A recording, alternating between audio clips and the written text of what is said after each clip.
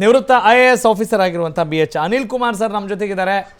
Sir ನಮಸ್ಕಾರ, welcome to the show. ಎಲ್ಲರಿಗೂ ನಮಸ್ಕಾರ. ನಮಸ್ಕಾರ ಸರ್, ಹೇಗಿದ್ದೀರಿ ಸರ್? ಚೆನ್ನಾಗಿದ್ದೀನಿ. ಓಕೆ, ಹೇಗಿದ್ದೀರಿ? ಓ ಕೃಪೆ. ಚರ್ಚೆ ಬಹಳ ಗಂಭೀರವಾಗಿರ್ತಕ್ಕಂಥ ಚರ್ಚೆ ನಡೀತಾ ಇದೆ. ಎಸ್ ಸರ್, ಅದಕ್ಕೆ ಸಂತೋಷ. ನಿಮ್ಮ ಇನ್ಸೈಟ್ಸ್ ಕೂಡ ಬೇಕು. ಯಾಕಂತ ಹೇಳಿದ್ರೆ ಒಬ್ಬ ನಿವೃತ್ತ IAS ಆಫೀಸರ್ ಅಂತ ಹೇಳಿದಾಗ ನಿಮ್ಮ ದೃಷ್ಟಿಕೋನವೇ ಬೇರೆ ಇರುತ್ತೆ. ಏನು ಸರ್, ನಮ್ಗೆ ಈಗ ಒಂದೇ ಪ್ರಶ್ನೆ, ನಾವು ನಮ್ಮ ಆಸ್ತಿಲಿ ಹಫ್ತಾ ಕೊಡ್ಬೇಕಾ ಸರ್ಕಾರಕ್ಕೆ? ಅಷ್ಟೇ, ಸ್ಟ್ರೈಟ್ ಕ್ವೆಶ್ಚನ್ ಟು ಯು. ಈಗ ಅದೇ ಈಗಾಗಲೇ ಹೇಳ್ತಾ ಇದ್ರಲ್ಲ, ಒಂದು ರೀತಿಯಲ್ಲಿ ಹಗಲ್ ದರೋಡೆ ಅಂತ ಹೇಳ್ತಾರೆ. ಹೌದು, ಆ ರೀತಿ ಆಗಿದೆ ಈ ಒಂದು ರೆಗ್ಯುಲೇಷನ್. ಏನು ಅಧಿಸೂಚನೆ, ಕರಡು ಅಧಿಸೂಚನೆ ಹೊರಡಿಸಿದ್ದಾರೆ, ಅದು ಏನಿಲ್ಲ, ಹಗಲ್ ದರೋಡೆನೆ. ಯಾಕಂತ ಹೇಳಿದ್ರೆ ತಲತಲಾಂತರದಿಂದ ಬಂದಿರತಕ್ಕಂಥ ಜಮೀನು ಏನು ಕಾಪಾಡ್ಕೊಂಡು ಬಂದಿದ್ದಾರೆ ಇವತ್ತುವರೆಗೂ, ಈ ಬಿಲ್ಡರ್ಸ್ ಲಾಬಿಗಳಿಂದ ಎಲ್ಲರ ಒಂದು ಒತ್ತಡದಿಂದ ಕಾಪಾಡ್ಕೊಂಡು ಬಂದಿರತಕ್ಕಂಥ ಜಮೀನನ್ನು ಇವರು ಇವತ್ತು 45% ತಕ್ಷಣ ನೀವು ಬಿಟ್ಟುಕೊಡಿ, ಒಂದು ವಿಭಜನೆ ಆಗ್ತಕ್ಕಂಥ ಸಂದರ್ಭದಲ್ಲಿರ್ಬೋದು ಅಥವಾ ವಿಲ್ ಮಾಡಿರ್ತಕ್ಕಂಥ ಸಂದರ್ಭದಲ್ಲಿ ಇರ್ಬೋದು, ನೀವು ಬಿಟ್ಟುಕೊಡಿ ಅಂತ ಹೇಳೋದ್ರಲ್ಲಿ ಯಾವ ನ್ಯಾಯ ಇದೆ? ಇದು ಅದು ಅಲ್ಲದೆ ಯಾವುದೇ ಒಂದು ಪರಿಹಾರ ಇಲ್ಲದೆ ನೀವು ಬಿಟ್ಕೊಡಿ ಅಂತ ಹೇಳಿದ್ರೆ ಅದು ನಿಜವಾಗ್ಲೂ ನ್ಯಾಯಸಮ್ಮತ ಸರ್. ಓಕೆ, ಇದು ಈಗ ಇನ್ನೊಂದು ನಿಮಿಷ ಸರ್. ಈಗ ಒಬ್ಬ ಜನಸಾಮಾನ್ಯನ ಅದೇ ರೀತಿ ಮಾತನಾಡ್ತಾನೆ, ಆದರೆ ಆಡಳಿತಾತ್ಮಕ ವಿಚಾರ ಅಂತ ಬಂದಾಗ ಇದನ್ನು ನೀವು ಹೇಗೆ ನೋಡ್ತೀರಿ? ನಮಗೊಂದು ಇದು ಇದೆ, ಏನು ಅಬ್ಜೆಕ್ಷನ್ ಇದೆ. ರಿಟೈರ್ಡ್ ಪೊಲೀಸ್ ಆಫೀಸರ್ ಆಗಿರ್ಬೋದು, ರಿಟೈರ್ಡ್ IAS ಆಫೀಸರ್ ಆಗಿರ್ಬೋದು, ಗಂಟಾನುಗಂಟವಾಗಿ ಪುಂಖಾನುಪುಂಖವಾಗಿ ನೀಟಾಗಿ ನಾವು ಕೇಳಿದ ಎಲ್ಲ ಪ್ರಶ್ನೆಗಳಿಗೂ ಉತ್ತರ ಕೊಡ್ತಾರೆ. ಆದರೆ ಅಧಿಕಾರದಲ್ಲಿರುವಾಗ ಇಷ್ಟು ಸುಲಲಿತವಾಗಿ ಮಾತಾಡೋಕ್ಕಾಗಲ್ಲ. ಆ ಅಸಹಾಯಕತೆ, ಆ ಹೆಲ್ಪ್ಲೆಸ್ನೆಸ್ ನಿಮಗೆ ಕಾಡಿದ್ದಿದೆಯಾ? ಅದು ಯಾಕಂದರೆ ಇದ್ದೇ ಇರ್ತದೆ. ಯಾಕಂತ ಹೇಳಿದ್ರೆ ನಾವು ಅಧಿಕಾರಿ ಆಗಿ ಕೆಲಸ ಮಾಡ್ತಾ ಇರ್ತಕ್ಕಂಥ ಸಂದರ್ಭದಲ್ಲಿ ನಾವು ಅಕೌಂಟಬಲ್ ಆಗಿರ್ತೇವೆ. ಮತ್ತೆ ನಮ್ಮದೇ ಆಗಿರ್ತಕ್ಕಂಥ ಕಾಂಡಕ್ಟ್ ರೂಲ್ಸ್ ಇರ್ತದೆ. ಆ ಕಾಂಡಕ್ಟ್ ರೂಲ್ಸ್ ಪ್ರಕಾರ ನಾವು ಯಾವುದೇ ಒಂದು ಸರ್ಕಾರದ ವಿರುದ್ಧವಾಗಿ ವ್ಯತಿರಿಕ್ತವಾಗಿ ನಾವು ಹೇಳಿಕೆಗಳನ್ನು ಕೊಡಲಿಕ್ಕೆ ಸಾಧ್ಯ ಇಲ್ಲ. ಅದು ಒಂದು ಶಾಪ ನಮ್ಮ ಜನರಿಗೆ, ಒಂದು ತಡೆ. ಶಾಪ ಅಂತೀನಿ ಸರ್ ನಾನು. ಶಾಪ ಅಲ್ಲ, ನಾನು ಅಂತೀನಿ, ಇದ್ರೆ ಹೇಳಿ ಸರ್, ನಾನು ಕ್ಷಮೆ ಕೇಳ್ತೀನಿ, ತೊಂದರೆ ಇಲ್ಲ. ಆದರೆ ಆ ಒಂದು ಅನಿವಾರ್ಯತೆ ಇದ್ದೇ ಇರ್ತದೆ.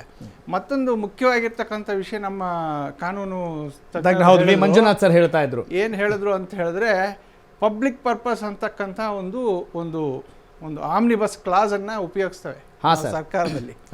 ಯಾವುದೇ ಒಂದು ಜಮೀನನ್ನು ತೆಗೆದುಕೊಳ್ಬೋದು ಇರ್ಬೋದು, ಅದನ್ನು ಅಕ್ವಿಷನ್ ಮಾಡ್ತಕ್ಕಂಥ ಸಂದರ್ಭದಲ್ಲಿರ್ಬೋದು, ಒಂದು ಸ್ಪೆಸಿಫಿಕ್ ಪರ್ಪಸ್ಗೆ ನಾವು ಅಕ್ವೈರ್ ಮಾಡ್ತೀವಿ. ಕರೆಕ್ಟ್. ಈಗ ಉದಾಹರಣೆ KDB ಇಂಡಸ್ಟ್ರಿ ಏರಿಯಾ ಮಾಡಲಿಕ್ಕೆ ಅಕ್ವೈರ್ ಮಾಡ್ತೀವಿ. ಆ ಒಂದು ಸ್ಪೆಸಿಫಿಕ್ ಪಬ್ಲಿಕ್ ಪರ್ಪಸ್ ಏನಿದೆ ಅದು ಫುಲ್ಫಿಲ್ ಆಗಬೇಕು. ಇಲ್ಲಿ ಅವರು ಏನು ಹೇಳ್ತಾ ಇದ್ದಾರೆ, ಪಬ್ಲಿಕ್ ಪರ್ಪಸ್ ಅನ್ನೋದು ಇಟ್ ಈಸ್ ನಾಟ್ ಓಪನ್.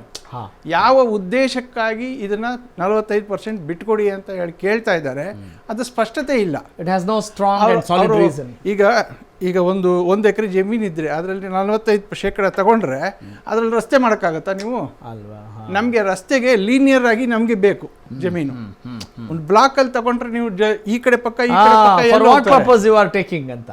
ಅದು ಉದ್ದೇಶ ಆಗೋದಿಲ್ಲ. ಆಮೇಲೆ ಯಾವುದೇ ಒಂದು ಲೇಔಟ್ ಪ್ಲಾನನ್ನು ಅಪ್ರೂವ್ ಮಾಡಬೇಕಾದ್ರೆ BDAನವರಾಗಲಿ ಅಥವಾ ಪ್ಲಾನಿಂಗ್ ಅಥಾರಿಟಿ ಅವರು ಕಡ್ಡಾಯವಾಗಿ 50% CA ಸೈಟ್ಸ್ಗಿರ್ಬೋದು, ಪಾರ್ಕ್ಸ್ಗಿರ್ಬೋದು, ರೋಡ್ಸ್ಗಿರ್ಬೋದು, ಇವೆಲ್ಲದಕ್ಕೂ ಅವರು ಬಿಡ್ತಾರೆ.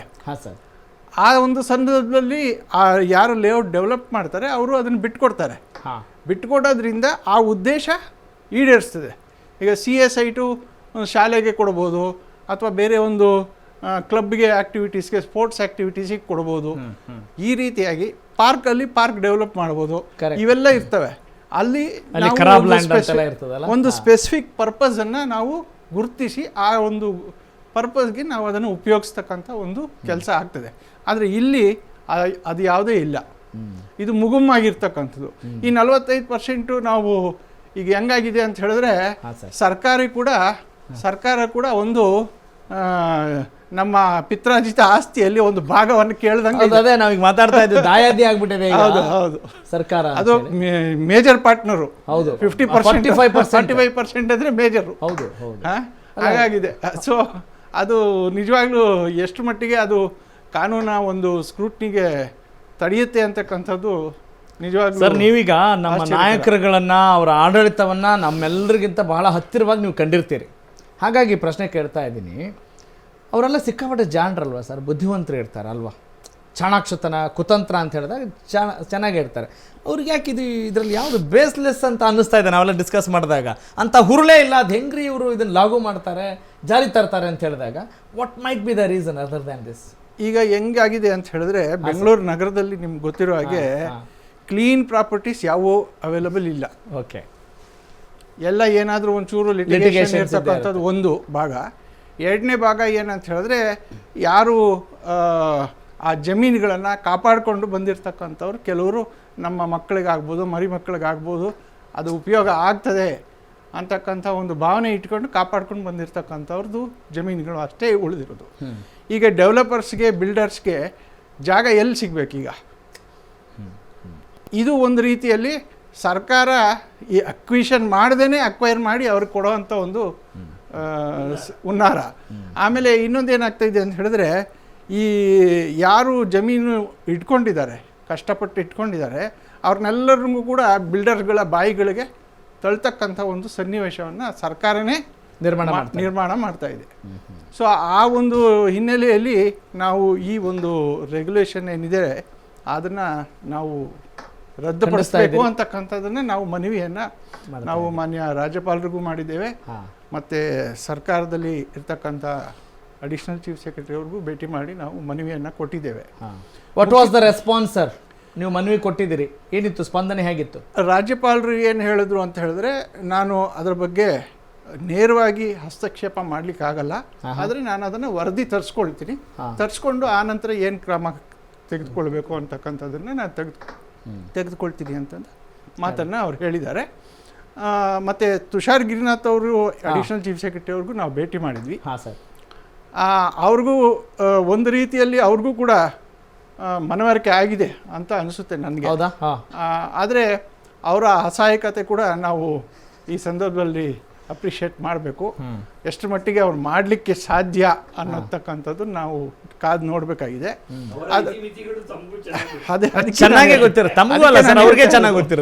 ಅದಕ್ಕೆ ನಾನು ಹೇಳ್ತಾ ಇರೋದು. ಹಾಗಾಗಿ ಬಟ್ ಅವ್ರಿಗೆ ಏನು ನಾವು ಮನವರಿಕೆ ಮಾಡಿದ್ವಿ, ಎರಡು ವಿಷಯಗಳು ಅವ್ರಿಗೆ ಮನವರಿಕೆ ಆಗಿದ್ದು ಏನಂತ ಹೇಳಿದ್ರೆ, BBMPಯಲ್ಲಿ ಕಮಿಷನರ್ ಆಗಿದ್ದಾಗ ನಾನು ಅಲ್ಲಿದ್ದೆ, ಮತ್ತು ನನ್ನ ನಂತರ ತುಷಾರ್ ಗಿರಿನಾಥ್ ಅವರು ಕೂಡ ಬಂದಿದ್ದರು. ಆಗ ಅಲ್ಲಿ ಒಂದು ಪ್ರಸ್ತಾವನೆ ಏನಿತ್ತು ಅಂತ ಹೇಳಿದ್ರೆ, BBMPಗೆ ಯಾವುದೇ ರೀತಿಯಾಗಿರ್ತಕ್ಕಂಥ ಪ್ಲಾನಿಂಗ್ ಫಂಕ್ಷನ್ಸ್ ಇರಲಿಲ್ಲ.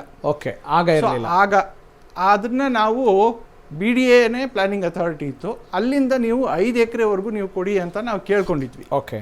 ಸೊ ಆಗ ಅವ್ರು ಏನು ಮಾಡಿದರು, ಅದು 5 ಎಕರೆ ಬೇಡ ಅಂಥೇಳಿ ಈಗ 2.5 ಎಕರೆವರೆಗೂ ಕೂಡ BBMPನೇ ಪ್ಲಾನಿಂಗ್ ಅಥಾರಿಟಿಯಾಗಿ ಜವಾಬ್ದಾರಿಯನ್ನು ನಿರ್ವಹಿಸ್ಬೋದು ಅಂತಕ್ಕಂಥ ಒಂದು ಕಾನೂನನ್ನು ಮಾಡಿದ್ದಾರೆ. ಓಕೆ. ಆದರೆ ಇಲ್ಲಿ ನಾವೇನು ನೋಡ್ತಾ ಇದ್ದೀವಿ, ಅರ್ಧ ಎಕರೆಗಿಂತ ಜಾಸ್ತಿ ಇದ್ದರೆ ನೀವು ಮತ್ತೆ BDAಗೆ ಹೋಗಿ ಅಂತಕ್ಕಂಥದ್ದು.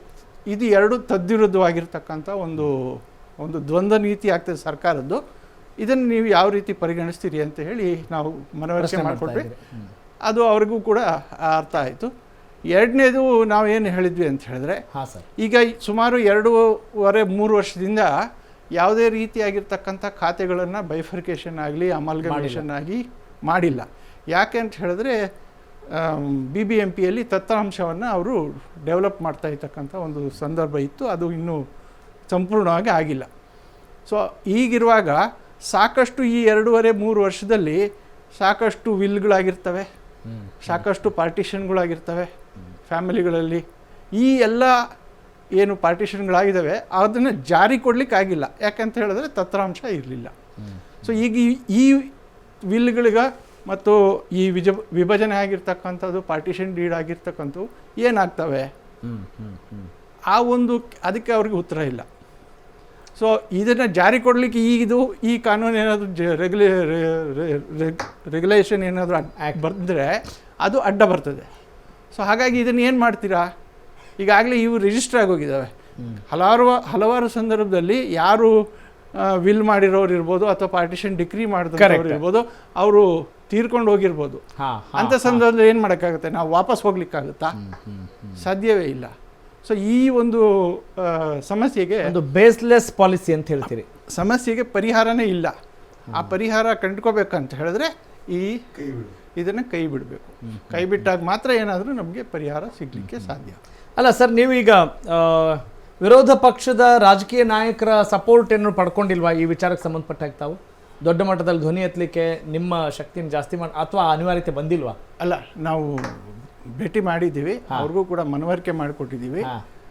ಅವರು ಬರ್ತಕ್ಕಂಥ ಏನು ಅಧಿವೇಶನದಲ್ಲಿ ಅದನ್ನು ರೈಸ್ ದ ವಾಯ್ಸ್. ಹೌದು. ಓಕೆ.